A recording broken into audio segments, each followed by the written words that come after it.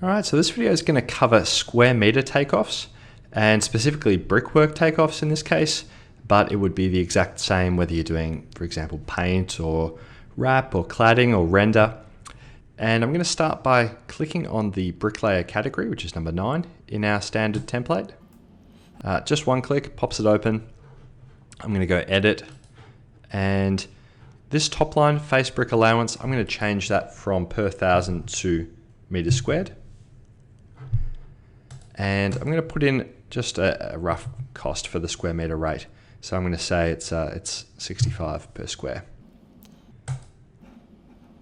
When I then go hit this takeoff button, it's going to take me back to the plans, and it's going to have a quick look at how I want to measure it, because the units I've got here will dictate the takeoff tools that we get to use. So square meters in this case, when I hit that button, will give me square meters in the takeoff. And these tools up here are all to do with square meters and drawing those.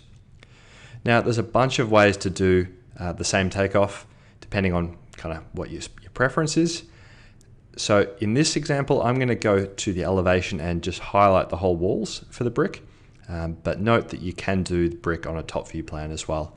And there is another video that covers just the drawing of vertical area, which is also used as an example for plaster. I'm going to zoom in here and just drag it around, again clicking, holding, dragging to where I want to go. And I'm going to use this polygon tool, which I think is one of the most useful shapes we've got, because what it's about is clicking in each individual corner. Note this is a deck, so there's bricks behind that. Each individual corner, and if I click somewhere I really don't mean to, not a big deal. You can hit escape on your keyboard and it unclicks for you. You'll notice it doing it there. But click in each individual corner, and when you want to finish it, you notice it just keeps kind of wanting to keep going. You've got to click in this green dot, and that's how it knows it's finished. So I'm going to do that one, and I'm going to do this other one down here. You can do as many shapes as you want. You can even draw over multiple pages. So I could draw all of this, go to another page, keep drawing, and it would keep just adding into this total up in the top right. Now we're either adding or we're taking away. So an obvious thing to remove in this example is windows and doors. And we've got this little minus button up here.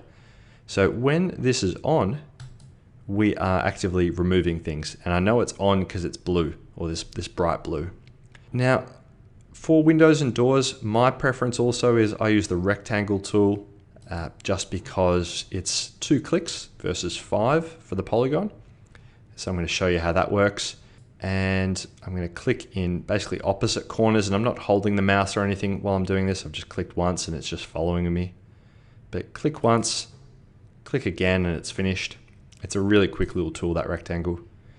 Click once, click again.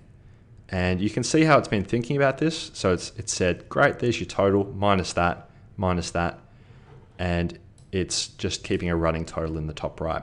I'll just do these windows as well really quickly. And the more you do this, the better you become at it. Brilliant. Couple little odds and ends here. If you need to undo a shape, you can undo the last shape using this undo button. If you need to wipe a whole slate or a whole page clean, you can use this button here. Also, you can click into the labels, and there's a remove button there, so you can remove individual shapes this way. While we're in here, worth a quick mention, you can recolor, and you can also rename individual labels if you choose to. Once I'm happy with what I've drawn, I'm going to go accept and save. And you'll notice it puts the quantity into here, multiplies it by the rate, and that's my meter square takeoff done.